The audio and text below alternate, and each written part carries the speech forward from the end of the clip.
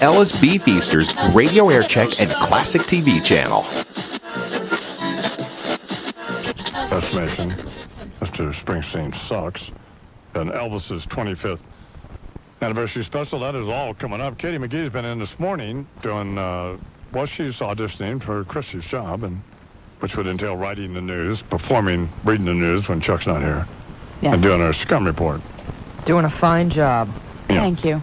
And Katie revealed to us in what there's no better way to describe it as cosmic irony, because our guest was the great Lou Dobbs this morning, and Lou is a good guest, isn't he, Chuck? He is terrific. He always Interesting that both he and Ron and Santa are enormously entertaining and amusing.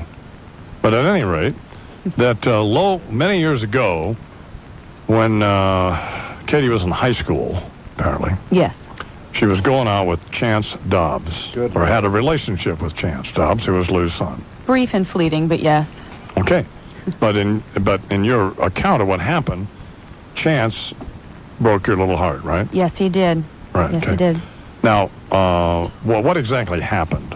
Well, we had gone out, I think, for dinner once or twice. We went out with Lou and his wife, even though Lou didn't remember it, which kind of hurt my feelings. But and we were apparently Chance was fairly busy and had obviously were a lot of dinners.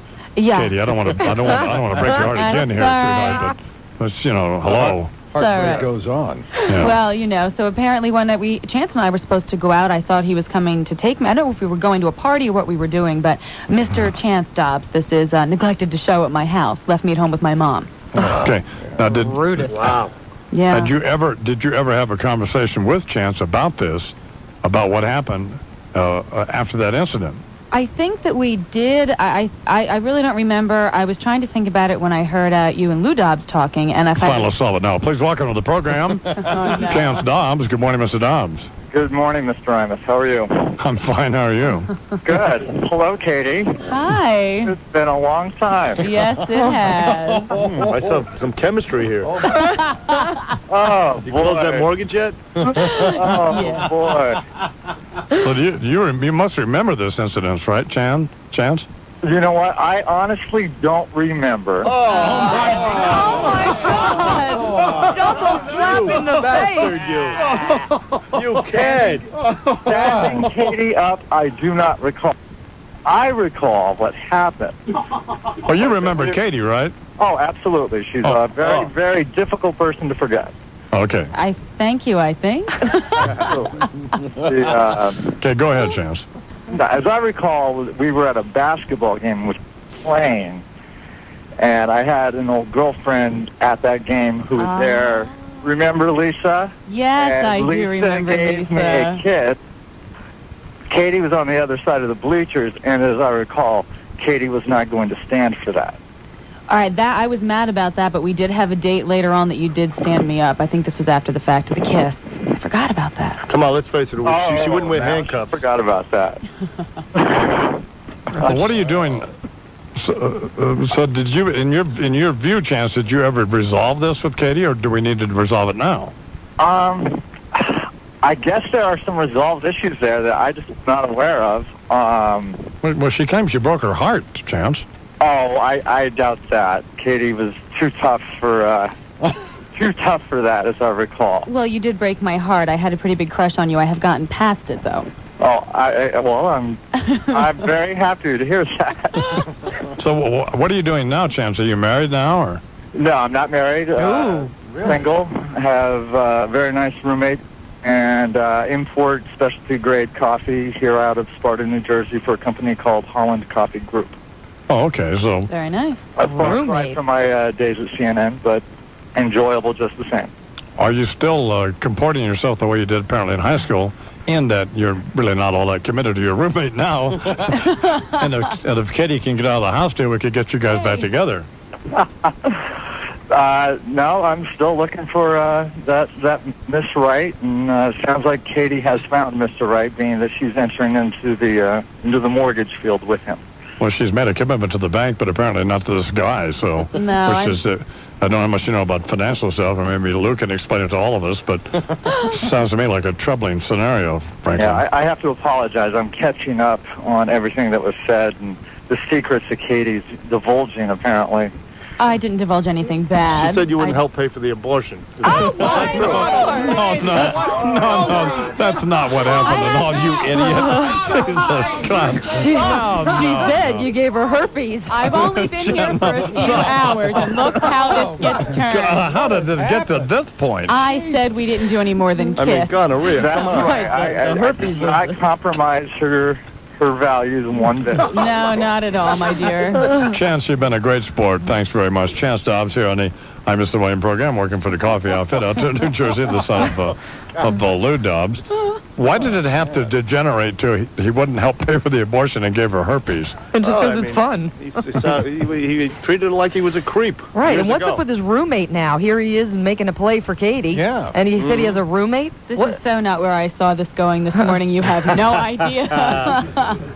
Well, you'll learn now. Don't reveal anything to us. You're not kidding. Yeah, you can't tell us anything because But come on. from that... Look what happens. It'll be out there. There Well, was there was some tension there between the two of you. Definite. I don't During think that I've phone spoken to him since 1988, 89. It's been a while. Okay. Well, Set something up for you? It's okay, but thank you. Thank you, Imus, for doing your duty today. No, you're welcome. Well, so what is your deal? Are you, it's not to put the bunny in the hot water deal, stab somebody with a butcher knife, is it, or what? Not at all, no. Okay. No, not Well, at you all. apparently have had some problems. I just have had a history of bad taste in men, that's all. Oh, okay. You know, I think I'm doing all right now, though, so we'll see how this one goes. Look, there's always Sid Rosenberg. He can come into your life. But you don't. Why, thank you. Here's what's troubling, Katie, is if you, I don't want to parse each word of what you said here, but you said, one, and Charles, help me out here. Sure. That one, you said, I've had a bad taste in men, that's one, and two, I think I'm on the right track now, which doesn't sound to me like a commitment set in concrete. not wholesale, no. Well, I don't mean to make my words mislead you. No, I am very happy right now. Well, The cement's being mixed as we This speak. week. yeah, No, doesn't- it's been good. It's definitely been very good. Did you think initially, when Chance said he didn't remember the incident, that he didn't remember you, or? No, I thought he remembered me because we had interaction besides just our little, few dates that we went on. We did play together in high school, so, we'd had some interaction together. What was the deal at the basketball game? He had a babe on one side of the court and one on the other side? Well, if I remember, and again, this is a while ago, Sure. if I remember correctly, I did go to a basketball game. He was a basketball player in high school, and he had an ex-girlfriend who had already graduated, an older Sure. woman. And, Was that Christy? Shut up. no. Looked kind of like her, though. I don't know. But, she had showed up. Lisa had shown up for the game, and he went over to see her afterwards, and she gave him a little peck, and I do recall being a little bit jealous about that. Oh, I see. Was it a big tongue job or just a cheek kiss? I think it was just a cheek, but it might have been like a lip, no tongue kind of deal, if I remember. Oh, I see. Yeah. All right. Good Lord. Well, he's slobbering God all over it. What almighty. he's all over everything then. Well, I mean, this guy. Good night. What is Chance? Is Chance a good-looking guy? Or? Yeah, I haven't seen him in years, but he used to be. Oh, okay. Probably turning into his father, though, so. What? No, Christy. That's the way it goes. That's the way it goes. No, Christy. Proud. His dad is a very distinguished. His dad is not. An authority figure. Pillsbury Yes. dough man, okay? His dad is Mr. Smooth with the V, Mr. Cool, this guy. Yes. Yeah. Lou Dobbs. Round with an O. Okay, so he Smooth with a V. maybe he could lose some weight, but I mean, Moon pie face. to characterize him as being unattractive is unfair. Well, he's not ugly, but he's not, handsome. He's not some He's not dapper Brad Don. He's not Brad Pitt, no. And you're not Jennifer Aniston. I mean, you gotta calm down here. I Get didn't crazy with say us. it. I'm just saying, you're going on about Lou At Dobbs. least you can have a conversation with the man. This guy, his son dissed poor Katie here, and I think that was rude, and so, I think he realized he made a mistake. Oh, no doubt.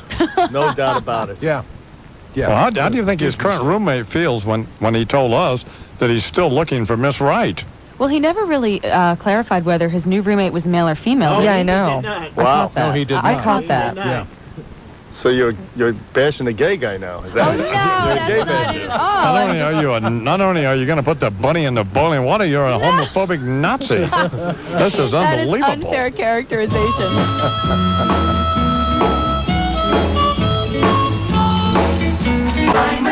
I want to get him. No, he's not. With 5%. 5%. They want to get Gore out of the way. Use him as a stalking horse in the Absolutely. primaries. Straw man, you're right. Yeah. Chance Dobbs Yeah. just called back Oh, he did. to let us know that, one, his roommate is a woman, Yeah. and two, he's not, coming in the back of the teepee. I see. So, And he never meant to hurt Katie McGee. He wanted everybody to know she was the Right. best actress in high school. that's what? The best actress. They appeared in a play together. Oh. Well, it was just fun, right? Absolutely. I mean, Katie wasn't really serious, was she? About? Breaking her heart. Well, I guess at a tender age of 16 or whatever she was probably Right. seriously heartbroken at the Yeah, time. she was upset, I'm sure. You know how girls... Well, she's got to you know suck it up. You know how girls that age are, right? Don't you, Chief? Yeah, I married one. Yeah. Okay, well, whatever. Well, he was a good sport, and He so is she. certainly was. Yes. And a gentleman, and Yes.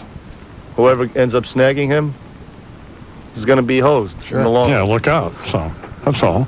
Just careful. Watch your step. 24 after the hour here in the Imus in the Morning program. We have the America Online Instant Messaging Service here available, and you can instant message me at IMUS, IMUS, WFAN.com. Here's one. Lou Dobbs can remember interest rates 40 years ago, but can't recall having dinner with that cute little blonde. Does that tell you something? Ruth Buzzy would look like a news bunny compared to you guys. That's fine. And Santa is good the way he is. If he was really handsome, I wouldn't trust him with my money. And Santa is the epitome of the bank nerd. Balding, glasses, whiter and shinier than a cue ball. No calluses on his hands. Doesn't even know what manual labor is. Actually, man, Katie makes a good point. Bill Clinton did recently prevent a rape. He changed his mind.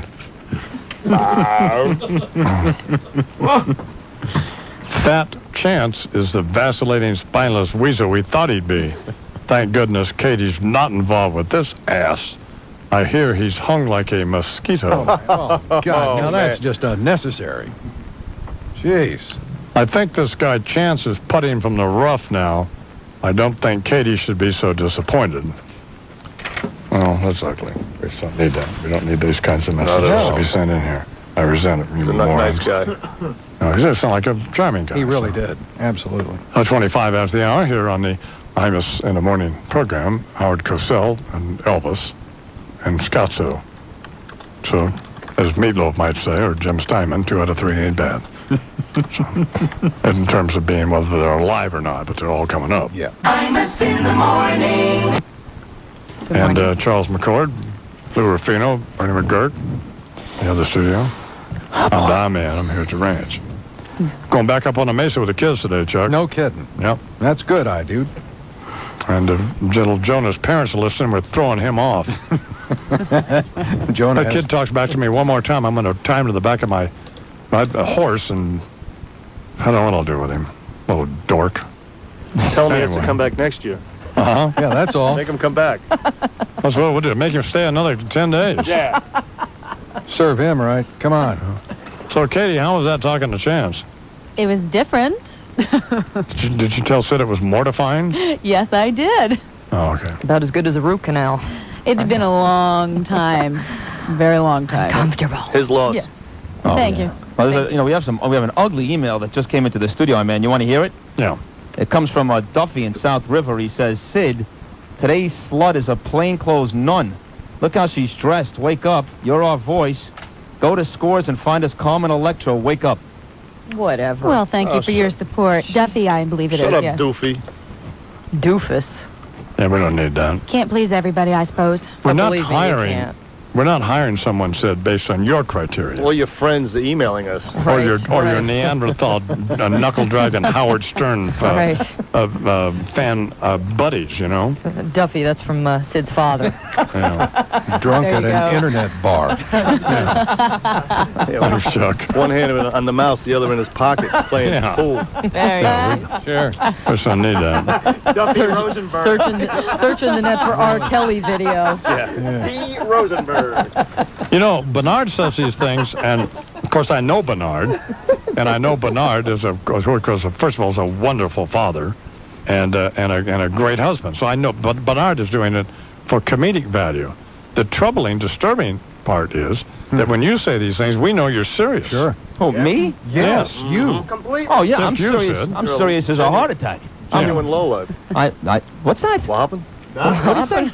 What did he say? I said you're a genuine lowlife. Why am I? Yes. I don't understand why I'm a lowlife. You called the girls hooers this morning. For Yeah. what? No, That's part of the problem. You steal shirts, you the Asian broads, you love Asian broads. You're a thief, a pervert, a degenerate. Shall we go on? Yeah. I don't know. It sounds like to me every other guy in America. I don't see the difference. Bernie, you're the first one to tell me you also like Asian broads, no? Well, you know, I mean, they don't talk a lot. They're very deferential, and They're they're small. inexpensive. They're small. You can do them standing up, you know? Silky hair. I mean, We love you too, honey. Rub you Okay, wrong okay. time. Here, now take this. back of You Lucky's big there. G.I. Joe man, I rub you. Jesus God Almighty! Shut up, all I'll of you. get you a green card. Now dummy up there and get busy. On your knees. It's 34 after the hour here on the Imus in the Morning program. You're next, Sid. You are really a pig, Sid. Take number. What do you mean I gotta wait? Take number. I had a higher number than Bernie. Just massage only. Just massage. Just for you. Special rub. No. I'm not coming to this place anymore. All right, Katie, do you have a scum report? Yeah, I think I do here. Okay. I don't know if you remember Adam Ant, the singer. Well, the former pop star appeared in a London court yesterday under his real name, Stuart Goddard, and he pled guilty for a ruckus that he caused in a London pub. Now, apparently, Ant pulled a starting pistol on pub patrons after they made fun of an outfit he had on last January. Ant was also accused of throwing a car alternator through the front window of the pub, a little angry. I'll tell you what, Adam should have just been happy that somebody knew who he was at this point. I don't think he's really done much lately, has he? And you know what the outfit was? He was wearing a cowboy hat. Apparently, he was dressed as a cowboy. I didn't want to You do the hurt any math. feelings there, but, you know. You know, this is really turning into a disgusting program. Here's another America Online instant message. Mr. Imus, while Christie's got a nose that could hook a whale What? and a chest made for ice hockey. Oh, my. A chest made for what? Ice hockey. She's done a great job of bringing your show back down to the level I love so much. Please thank her.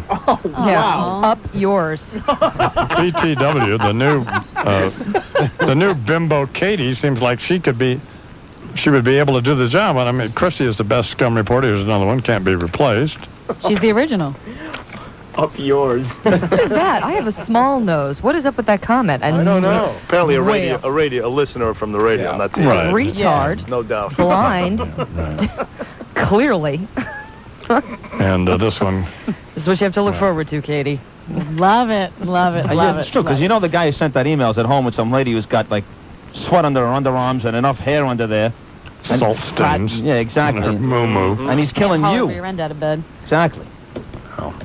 All right, I'm sorry, Katie, go ahead. Now, I just wanted to tell you that J-Lo is not smelling so sweet these days. Her new perfume Glow is scheduled to hit stores next month, but the ample-bootied actress and perfume manufacturer Coty are being sued by Glow Industries, a California company already dabbling in the body product arena. Now, apparently, the folks on the left coast would prefer that Miss Lopez not use their name for her scent. I'll tell you what, I hear she just purchased film rights to a book called Dirty Girls Club. Between that and her love life of late, why don't we just call the perfume J-Ho? An idea. Wow. That's kind of ugly, don't you think, Katie? Well, Now just we're an talking. idea. You know, if she needs a new name, we wouldn't want her to have to get sued on trademark rights, infringement rights. So just giving her some ideas there.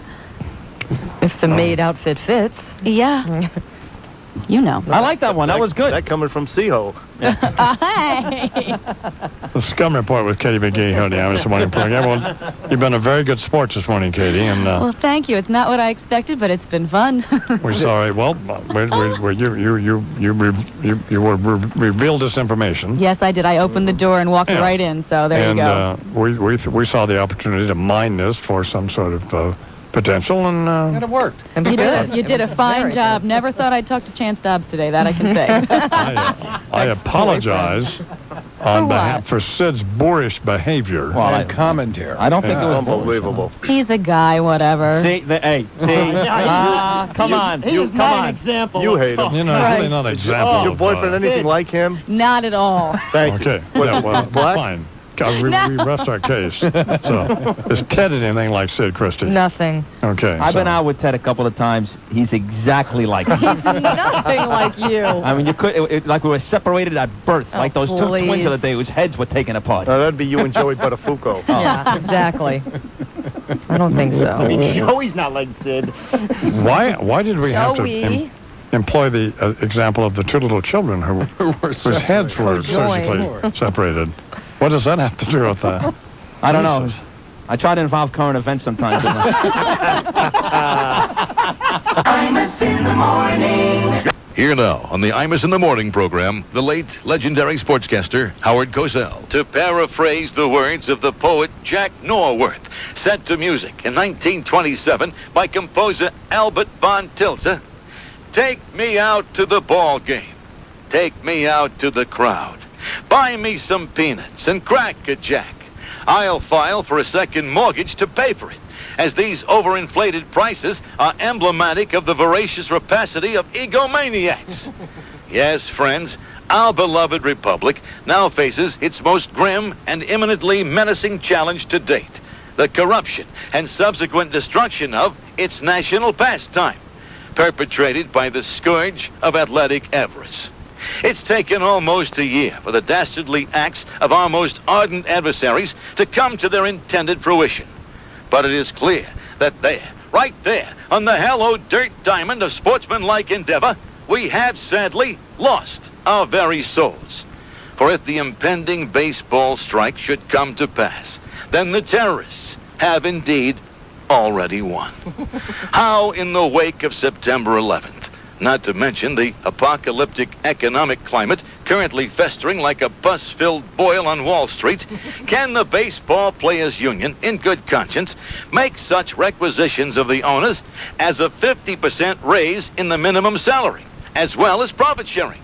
And what makes these demands so insidious is that they come from a group of overweight, self-absorbed narcissists comprised mainly of third world, English as a second language refugees who perfected their hanging curveballs as kindergartners lobbing stones as they labored in the sugarcane fields.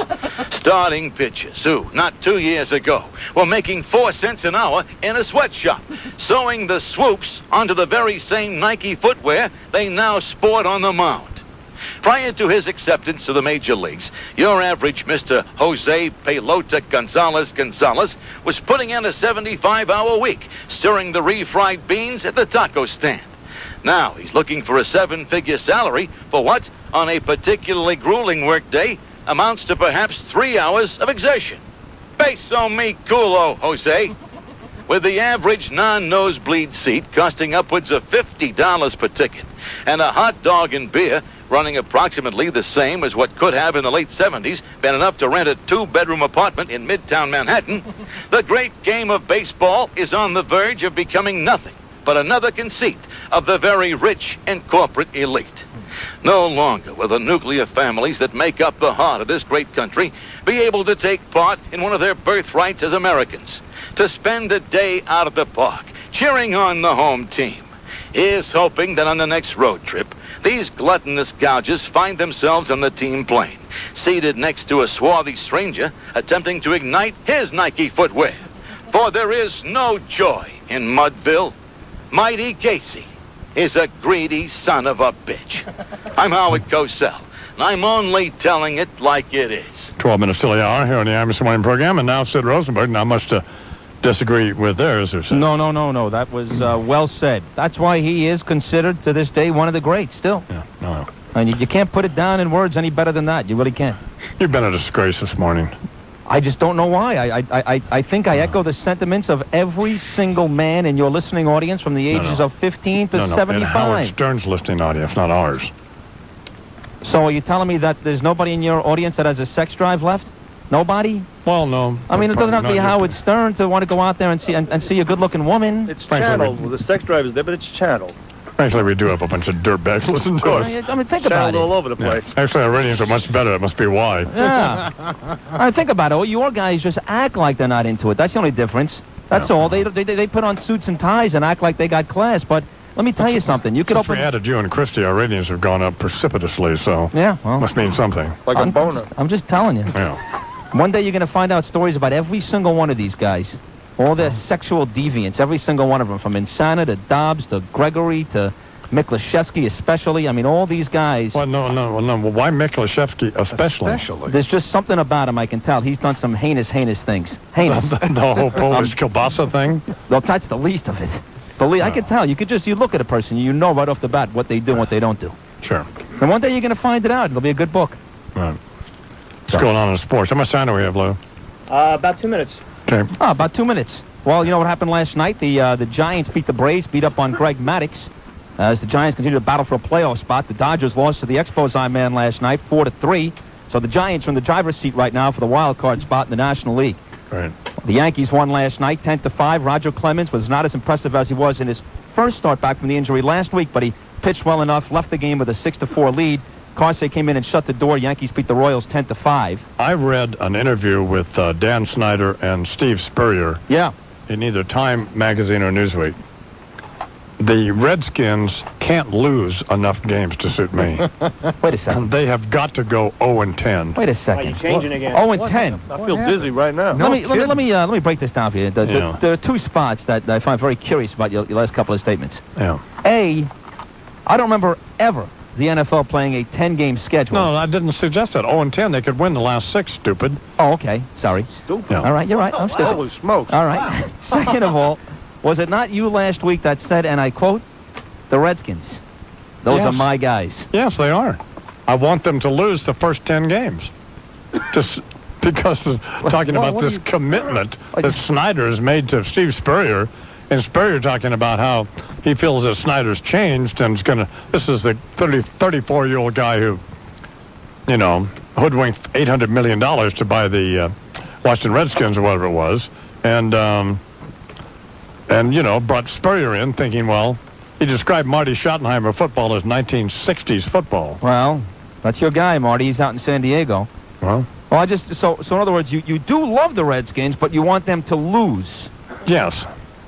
Maybe Just to see what happens between in the relationship between Steve Spurrier and Snyder. That's why. But you understand where somebody could be confused. In your... It's not my job to explain it to people. That's my position, just to deal with it. It's just their position to get it. Yeah, that's their job. I don't have that. I don't bear that responsibility. Imus in the morning.